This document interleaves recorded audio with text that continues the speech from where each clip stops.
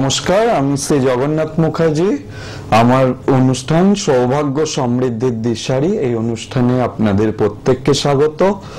আজকে বলবো যে আর্থিক সমস্যা কিছুতেই কাটছে না এবং ভীষণভাবে অসফলতা প্রতিটা পদক্ষেপে যারা ভোগ করছেন তাদের জন্য কিছু বিশেষ উপচার, যে উপচারগুলো যদি পালন করা যায় তাহলে কিন্তু জানবেন যে এই অশুভত্ব প্রভাবগুলো কাটতে পারে। গ্রহের অশুভ প্রভাব থেকে বেরিয়ে আসতে পারলে জানবেন আর্থিক সুখ সমৃদ্ধি স্বাচ্ছন্দ্য এগুলো কিন্তু সবটাই বজায় থাকবে। আর পাশাপাশি যে কোনো বাধা, যে কোনো কাজে অসফলতা এগুলো আসে কখন? এগুলো আসে গ্রহ বিড়ম্বনার প্রভাবেই। যখন জন্মছকে কোনো গ্রহ ভীষণভাবে পীড়িত অবস্থায় বসে থাকে তখন সেই গ্রহটির যতক্ষণ না পর্যন্ত যথোপযুক্ত প্রতিকার করা হচ্ছে বা প্রতিবিধান করা হচ্ছে শাস্ত্রীয় মতে। শাস্ত্রীয় মতে কথাটা কেন বললাম? শাস্ত্রীয় মতে এ কারণে কোনো মন গড়া কোনো টোটকা বা কোনো উপাচার এমন কিছু করে নিলেন যেটাতে অনেক কিছু শুনলেন বা সেইগুলো পালন করলেন, দেখা গেল আপনার যে সমস্যা সেটি আরো বেড়ে যাবে। সেখান থেকে আপনি রিলিফ পেতে গিয়ে কিন্তু অনেক ক্ষতির সম্মুখীন হতে পারেন। যার কারণে কি শাস্ত্রীয় মতে যেগুলো শাস্ত্রকারগণ লিপিবদ্ধ করে গিয়েছেন পূর্বে, সেই শাস্ত্রীয় মতে যখন আপনি সেই নিয়ম বা টোটকা পালন করবেন সেগুলো কিন্তু জানবেন জীবনের কিন্তু সর্বক্ষেত্রে ফলদায়ক। এই যে কোনো পাপগ্রহ, নৈসর্গিক অশুভ গ্রহগুলো যদি যখন আপনার জন্মকুষ্ঠিতে বসে থাকবে সেগুলোর যথাযথ প্রতিকার হবে না এবং গোচরে যখন সেই গ্রহগুলোরই আবার অবস্থান দেখা যাবে, কোনোভাবে প্রেক্ষা পাবে, তখন কিন্তু এই যে দুর্বিষহ পরিস্থিতিগুলো জীবনে সৃষ্টি হয় সেগুলো আরো বাড়িয়ে তোলে। এখন এই দুর্বিষহ পরিস্থিতি যেগুলো সৃষ্টি হয় সেগুলো আপনারা বিভিন্নভাবে অবগত। কারোর বিয়ের ক্ষেত্রে ভীষণ বাধা, বিবাহ উপযুক্ত অথচ কিন্তু দেখা যাচ্ছে বিয়ে কিছুতেই দিতে পারছেন না।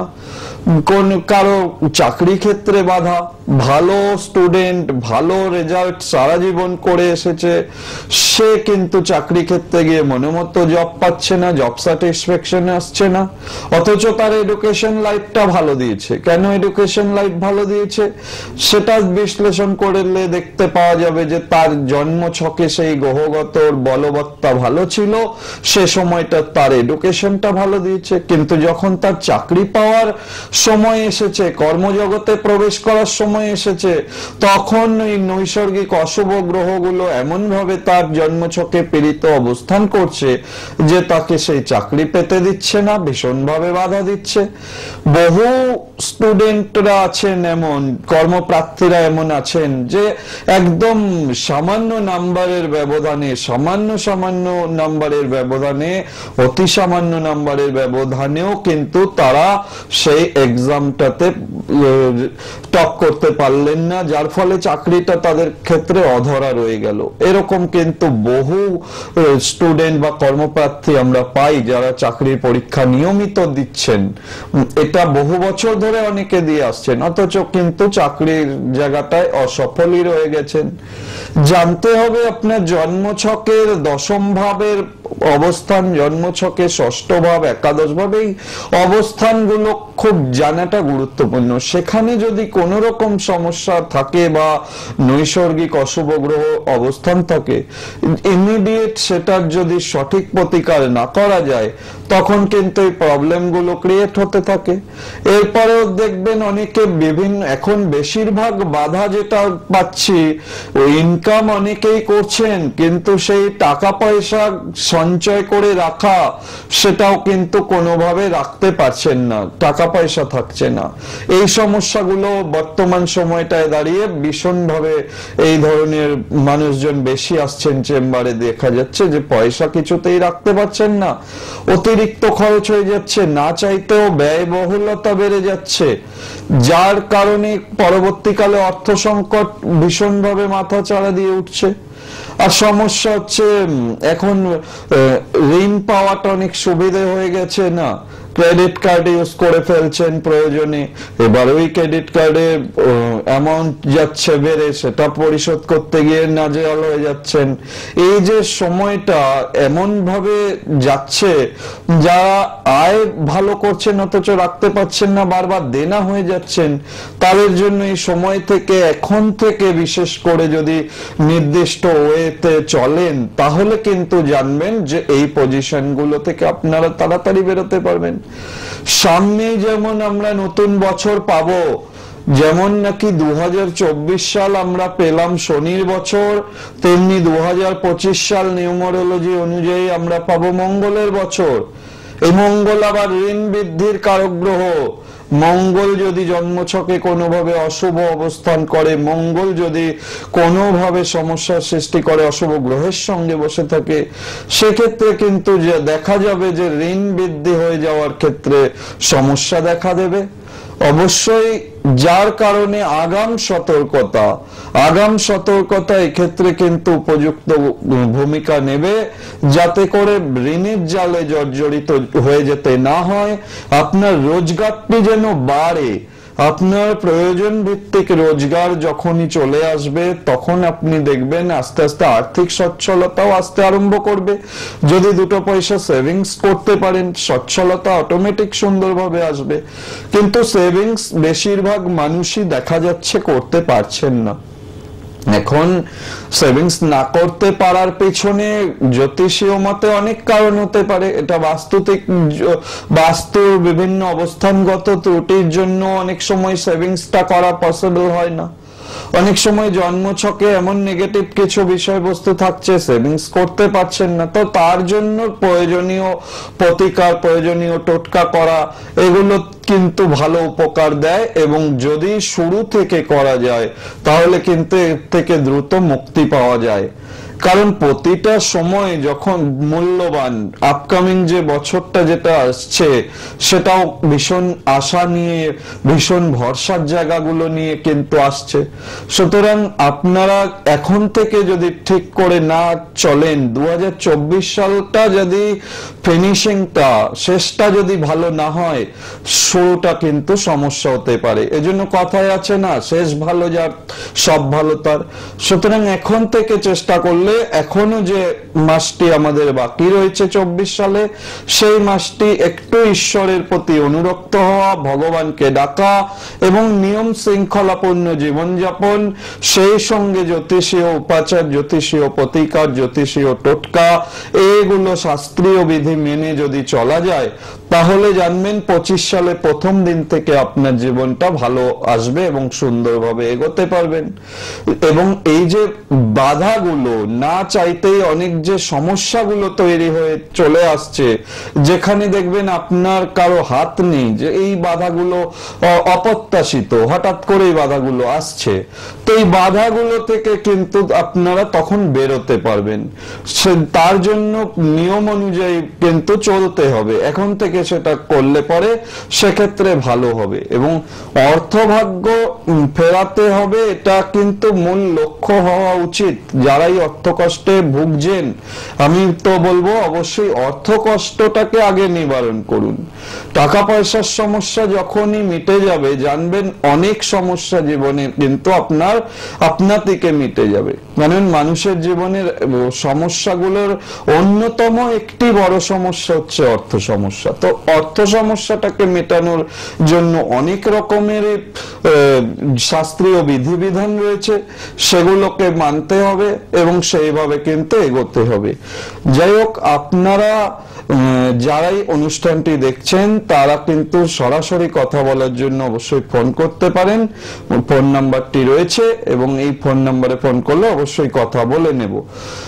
এবং আপনারা যারা মনে করছেন যে চেম্বারে দেখাবেন, অবশ্যই চেম্বারের কিন্তু নাম্বার আমাদের টিভি স্ক্রিনে যাচ্ছে, 9051200976, এটি কিন্তু বুকিং নাম্বার। এই বুকিং নাম্বারে ফোন করে যদি আপনারা যোগাযোগ করেন সেক্ষেত্রে কিন্তু বলে দেওয়া হবে যে আপনারা কবে কোথায় কিভাবে দেখাতে পারবেন এবং সেইভাবে আপনারা যোগাযোগ করে নিতে পারবেন। এবং চেম্বারগুলো বিভিন্ন চেম্বার, সবকটাই নিজস্ব চেম্বার, কোথাও কোনো সোনার দোকান বা কোনো জুয়েলারি প্রতিষ্ঠানে বসি না, একদম পার্সোনাল চেম্বার। যদি সেখানে মনে করেন যে দেখানো যাবে বা দেখাবেন সেক্ষেত্রে কিন্তু চেম্বারের ডিটেলস গুলো রয়েছে, আপনারা কিন্তু দেখে নিয়ে যোগাযোগ করতে পারবেন।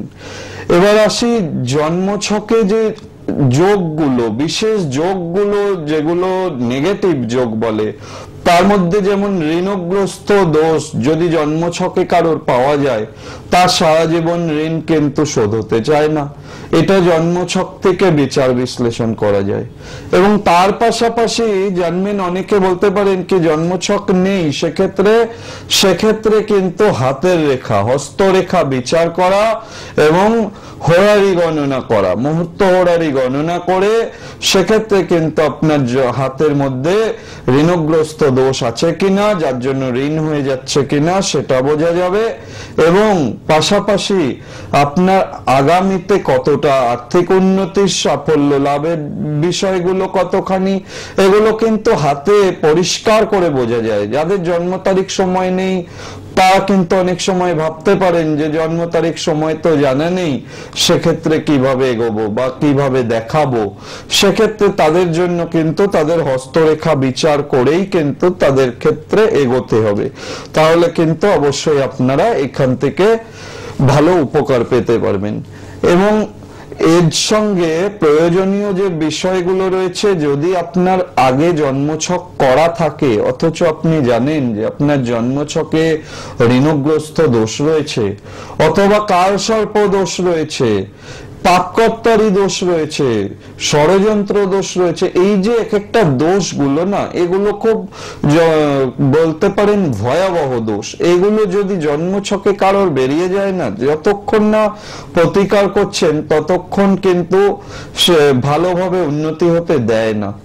আর নৈসর্গিক অশুভ গ্রহের মধ্যে শনি, রাহু, কেতু, এগুলোর ভূমিকা তো অনস্বীকার্য। এগুলো সহজে জন্মছকে বা হাতে যদি খারাপ থাকে সহজে উন্নতি কিন্তু হতে দেবে না, ভীষণ রকম করে বাধা দেয়।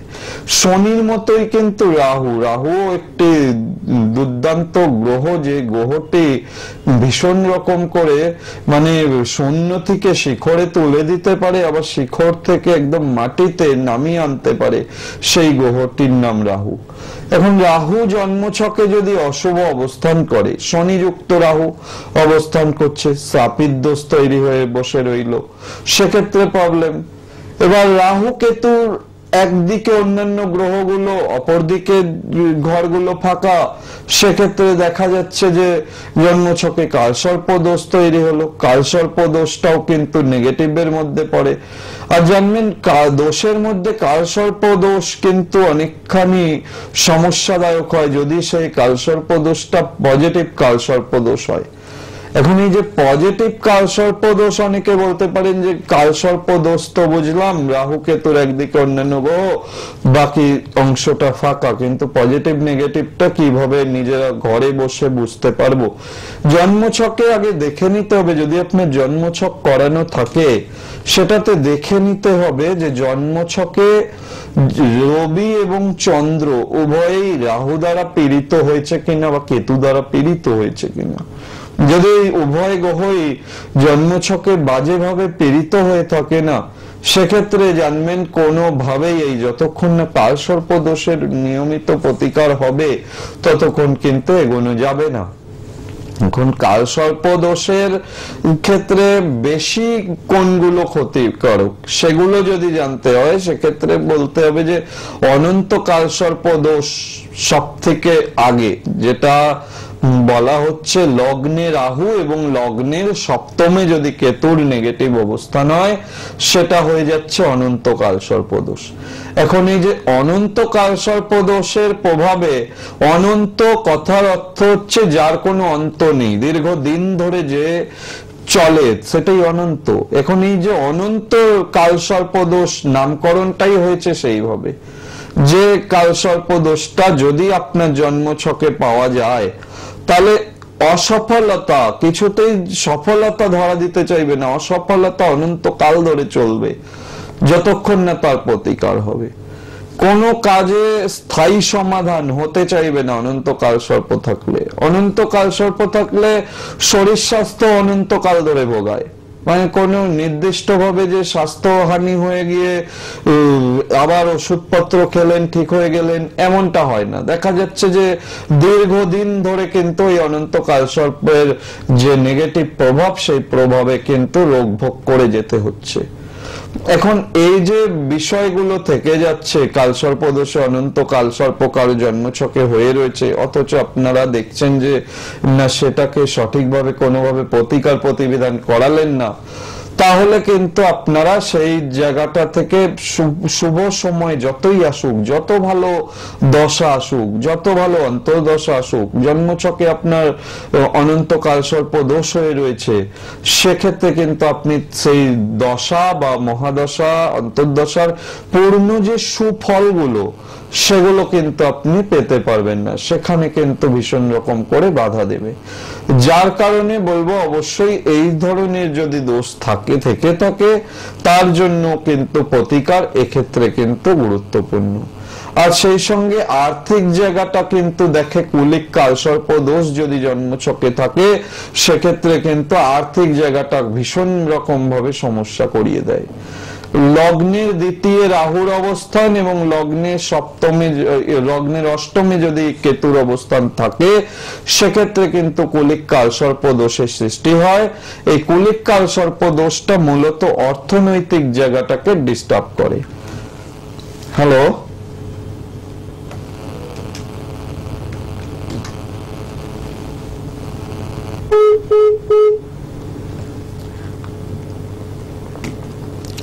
আচ্ছা, যিনি আছেন লাইনে একটু ট্রাই করুন, অবশ্যই ফোনে কথা বলে নেব। এখন বিষয়বস্তু হচ্ছে অনন্ত কালসর্প দোষটা বিশেষ করে কিন্তু সমস্যা যুক্ত হয়। হ্যালো,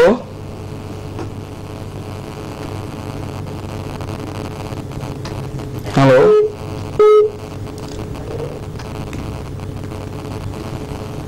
কেউ কি আছেন ফোনে?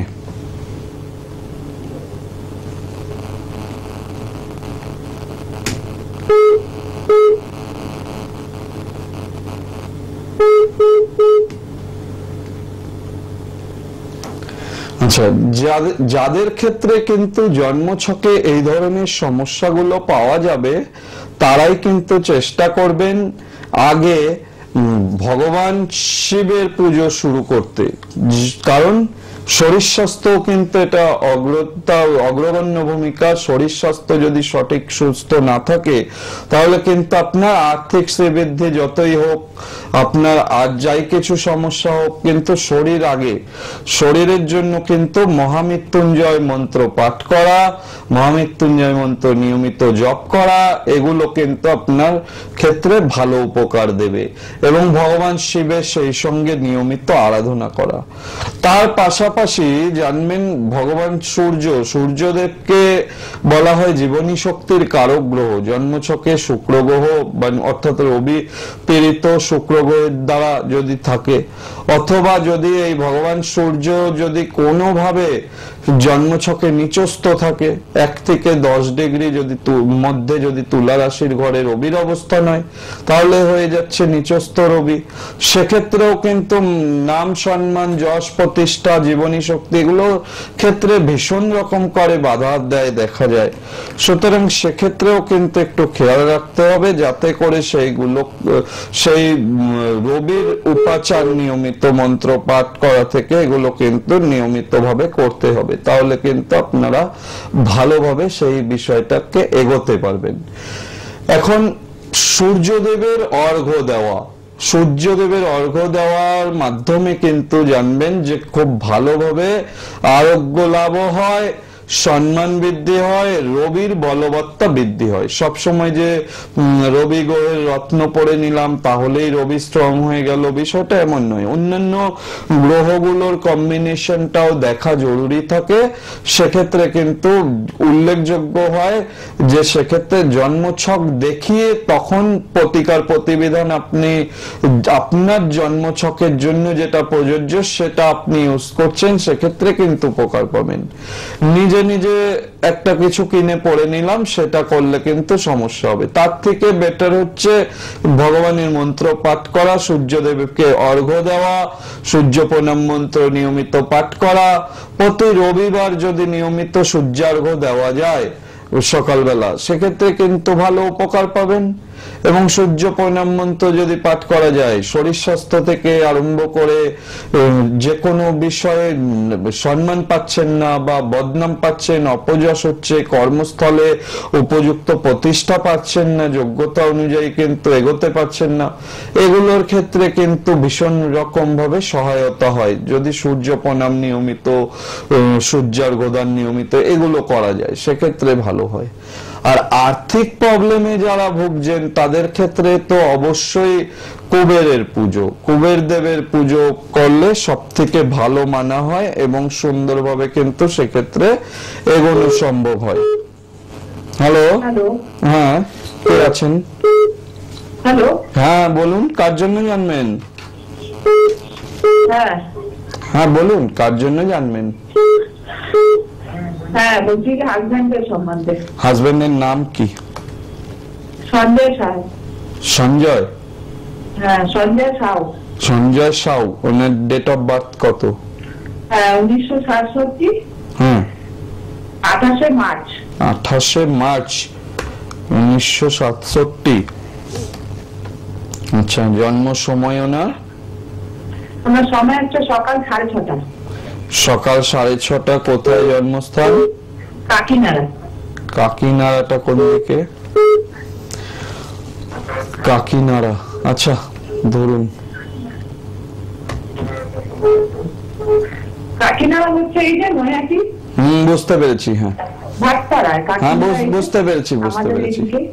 মানে হালিশহর, নৈহাটি। হ্যাঁ হালিশহর, নৈহাটি, আগরপাড়া ওই লাইনে। হ্যাঁ মঙ্গলবার ছিল জন্মবার তো ওনার? হ্যাঁ মঙ্গলবার। মেষ লগ্ন, তুলা রাশি, স্বাতী নক্ষত্রে জন্ম, কৃষ্ণপক্ষ, তৃতীয়া তিথি, গণ হচ্ছে দেবগণ এবং ওনার হচ্ছে শূদ্রবর্ণ।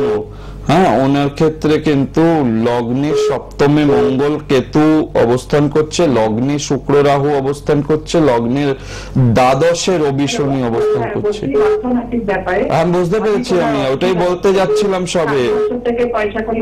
হ্যাঁ এটাই বলছিলাম, আর এটা নিয়ে আমি আলোচনাও শুরু করেছি যে অর্থনৈতিক জায়গাটা ভীষণ ভাবে ডিস্টার্ব কিন্তু এই হরোস্কোপে দেখছি হয়ে আছে।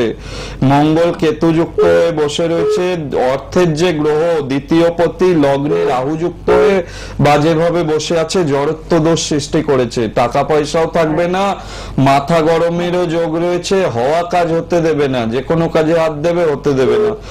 যে দ্বাদশে একটা বীজ দোষ রয়েছে, বীজ দোষটা কি কাটিয়েছেন উনি কখনো? বা মাঙ্গলিক দোষটাও রয়েছে, ছেলেদের ক্ষেত্রে রোজগার করতে করতে রোজগার চলে যায়, পুরুষদের ক্ষেত্রে রোজগার স্থায়ী হয় না। মাঙ্গলিক দোষ, এই জড়ত্ব দোষ, এগুলোকে আগে ঠিক করতে বলবেন, তাহলে কিন্তু জানবেন আর্থিক উন্নতি হবে আর সময়টা আস্তে আস্তে ভালো দিকে আসছে। উপায় করলে হবে তো ডেফিনেটলি, এটা ভালো হরোস্কোপ এবং এর যে বাধা আছে, যে কেন ভালো হরোস্কোপ বললাম, বৃহস্পতির পজিশন খুব ভালো পজিশনে রয়েছে। বৃহস্পতি তুঙ্গস্থ, বৃহস্পতি হ্যাঁ হ্যাঁ তুঙ্গস্থ বৃহস্পতি আছে এখানে। ওই ছোট ছোট বাধাগুলোকে যেই না কাটাবেন না, এই তুঙ্গস্থ বৃহস্পতির রেজাল্টটা পেতে আরম্ভ করবেন আর আর্থিক জায়গা সুধার হয়ে যাবে। এমনি খুব ভালো হরোস্কোপ, কাউকে দেখিয়ে যাকে ভালো লাগে তার কাছে যান, গিয়ে দেখিয়ে নিয়ে প্রতিকার করান, ভালো উপকার পাবে। এই হরোস্কোপটা ভালো হরোস্কোপ। দেখুন, জন্মছকে বাধা তো থাকবেই, সমস্যা তো থাকবেই, তার বহু রকম সমাধানের রাস্তা আছে। সেটাকে আপনি শুধু টিভিতে জানলে হবে না, সেটাকে প্রপারলি প্রতিকার করান। কেন, ভালো তো রয়েছে, বৃহস্পতি যেহেতু ভালো স্ট্রং তুঙ্গস্থ, আমাদের শাস্ত্রেই আছে কিং করবন্তি গ্রহে সর্বা যস্য কেন্দ্রে বৃহস্পতি, অর্থাৎ বৃহস্পতি যার ভালো আছে, অন্য কেন্দ্রে আছে, তার অন্যান্য গ্রহ সমস্যা থাকলেও তার অত সমস্যা হয় না। কিন্তু আপনি তো এই দোষগুলোকে যথাযথ কাটাননি, বা প্রপারলি প্রতিকার বা কারো অ্যাডভাইস অ্যাটলিস্ট নিতে হবে। হ্যাঁ, অ্যাডভাইস কারো নিতে হবে, নইলে অযথাই তো কষ্ট ভোগ করছেন। হ্যাঁ, আপনার কষ্ট তো অনেক, দুঃখ সহ্য করছি, তবে এটাকে অ্যাডভাইস কারো নিয়ে নিন। প্রোগ্রামটা দেখি, আপনাকে ভালো লাগলো। আরেকদিন মনে হয় একদিন ম্যাডাম ছিলেন আপনার সাথে। হ্যাঁ, ম্যাডাম আজকে আসেননি, একটু শারীরিক অসুস্থতার জন্য উনি আসেননি আজকে, যার জন্য মানে মানসিক প্রবলেম হয়ে যাচ্ছে। 7 বছর থেকে পয়সা হচ্ছে না। বুঝতে পেরেছি, আমি জন্মছকটা দেখেই বুঝেছি। এটা খুব ভালো পজিশন আছে, আমার কথা শুনুন, বৃহস্পতি ভালো আছে, উন্নতি হবেই এই হরোস্কোপে।